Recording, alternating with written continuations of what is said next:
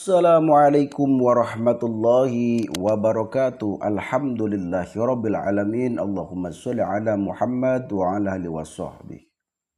Saudara-saudaraku semuanya dimanapun berada, baik yang ada di dalam negeri ataupun di luar negeri, salam santun saya, salam hormat saya, salam kompak, salam damai, salam budaya, salam seduluran, sealawas-selawas.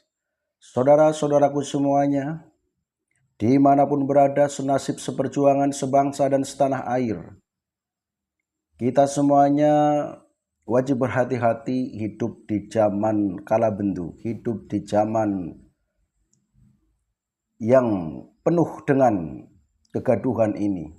Karena memang ini adalah zaman akhir, zaman yang mana banyak sekali yang seharusnya bisa jadi panutan namun tidak bisa jadi panutan, mengadu domba dan lain sebagainya. Maka kita semuanya harus berhati-hati, saudaraku. Seperti yang sedang ramai, yaitu Habib Rizik dan lain sebagainya, yang mana sering sekali di dalam orasi-orasinya, kalau saya bilang orasi bukan ceramah ya saudaraku, karena kalau ceramah itu seharusnya ya menyampaikan ilmu yang betul-betul bermanfaat bagi umat Islam. Maka saya bilang bukan ceramah tapi orasi, saudaraku ya. Seorang Habib yang katanya pengakuannya adalah orang yang masih keturunan Rasulullah atau dzurriyyah Rasul, walaupun sebetulnya sudah jelas ya, sudah dibahas oleh beberapa kiai yang mana ternyata nasabnya tidak sampai kepada Rasulullah Shallallahu Alaihi Wasallam.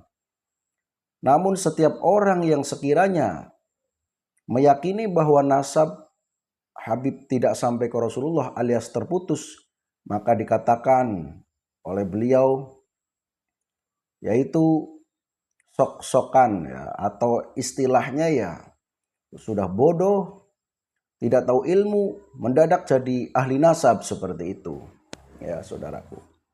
Yang saya tanyakan, mereka yang memang ahli nasab, apakah kira-kira amanah nasabnya betul-betul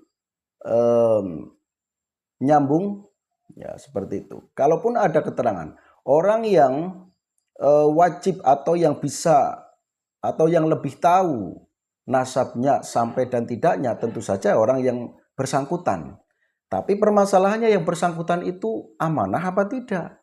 Karena kalau tidak amanah, yang seharusnya disampaikan misalnya tidak sampai nasabnya tidak nyambung ke Rasul, seharusnya disampaikan iya nasab saya tidak nyambung, tapi ternyata menyampaikan nyambung, itu termasuk tidak amanah. Tapi kalau memang betul-betul nyambung, ya oke, ya seperti itu.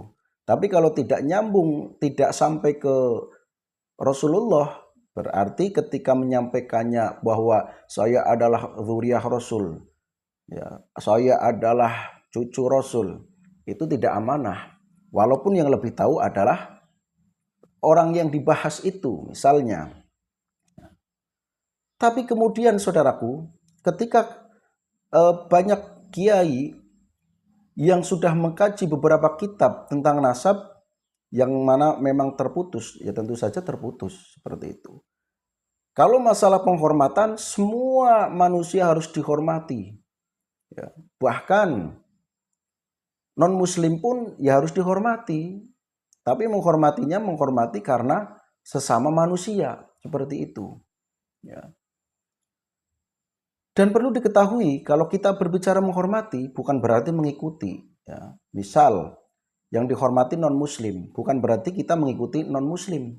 Seperti itu. Maka banyak sekali orang-orang awam yang bingung, saudaraku ya. Orang awam yang bingung, ya, ketika mereka bergaya ilmunya tinggi, bergaya istilahnya alim seperti itu ya, namun di dalam ilmunya itu tidak ada keberkahan. Apa ya yang saya maksud tidak ada keberkahan ya, karena yang disampaikan framing yang disampaikan adu domba dan lain sebagainya, mengadu domba kepada orang-orang ya, agar pro dengannya dan lain sebagainya, dan memframing dengan framingan yang bisa mencuci otak orang-orang yang sehingga orang-orang itu jadi ikut di dalamnya. Ya. Kemudian Habib Rizik mengatakan atau menyampaikan, katanya Rhoma Irama itu, ya, walaupun tidak disebut dengan kata-kata Rhoma Irama, tapi tujuan intinya pasti ke situ. Ya. Karena apa? Karena yang pada waktu itu yang sedang menyampaikan tentang nasab, ya, beliau Kiai Haji Rhoma Irama itu mengundang narasumber, ya, yang intinya Haji Rhoma Irama itu juga tidak setuju bahwa nasab Ba'alawi itu nyambung ke Rasulullah, dan di situ Kiai Rhoma Irama itu, ya, sedang menceritakan keadaan pada waktu itu atau pengalaman yang dialami pada waktu ada sebuah pengajian. Ya. Namun di situ karena alurnya, ya, atau narasi dari Pak Haji Rhoma Irama ini merujuk pada ketidaksepakatan bahwa dzuriyah atau Habib itu termasuk dzuriyah Rasul, istilahnya nasabnya nyambung kepada Rasulullah, ya. Kemudian ya dikata-katain oleh Rizik Syihab, ada artis dangdut, ya, mendadak jadi nasab, sudah tidak punya ilmu, goblok, mendadak jadi artis nasab. Ini ulama model apa kalau Rizik itu ulama? Ya, kalaupun dijelek-jelekin yang namanya ulama tetap santun. Ya. Tapi biasanya orang seperti itu ngeles. Nanti kalau dikatain orang lagi, nanti ya karena mengikuti jejak sahabat ini seperti Pak Bahar juga seperti itu. Ketika dikatain terlalu keras katanya karena mengikuti, ataupun ada juga dari kalangan sahabat yang keras. Kita lihat dong, beda konteksnya, ya kan.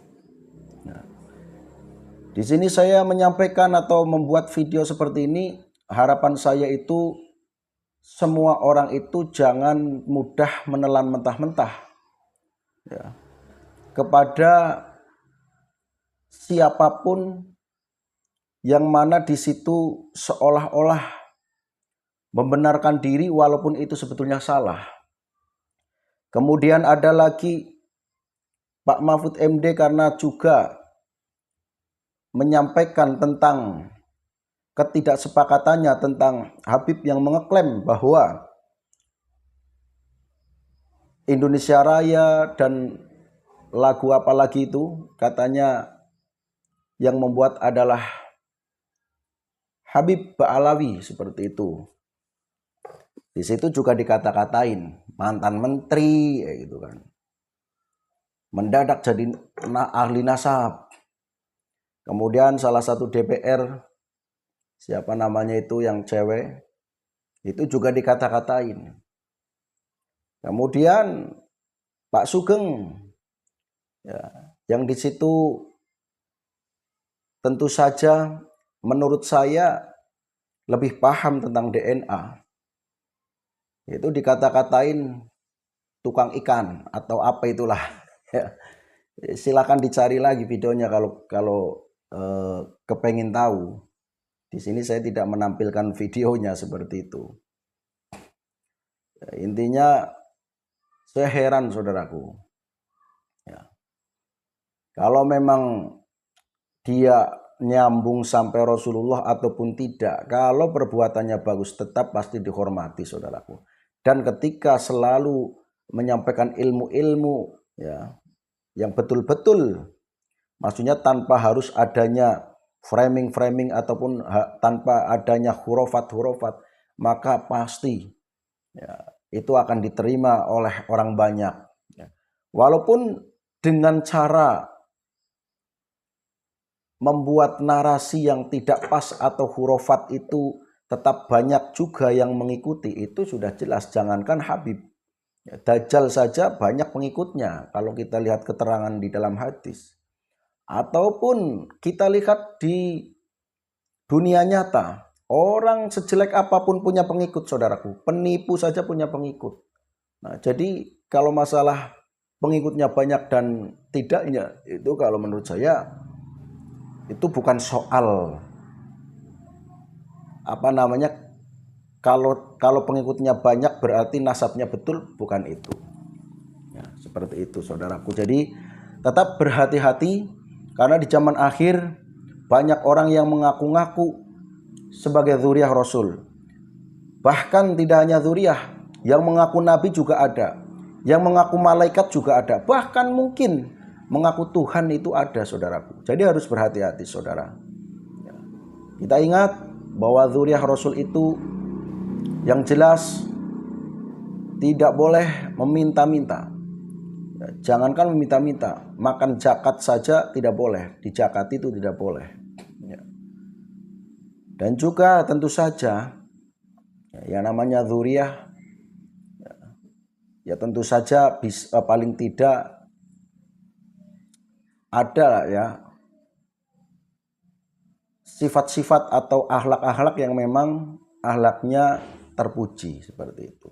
Tapi kalau akhlaknya tercela, ya mau mengatakan dzuriyah ataupun tidak, kalau saya mah tidak percaya seperti itu. Kalau saya ada selalu tunduk, selalu hormat kepada orang-orang yang akhlaknya atau budi pekertinya luhur, ya, dari kalangan apapun itu, dari orang biasa, dari petani, dari siapapun, kalau akhlaknya luhur, budi pekertinya bagus, itu yang saya sangat salut, dan tentu saja saya pun akan menghormati mereka semuanya, entah dari kalangan apapun itu, saudaraku. Cukup sampai di sini untuk video kali ini.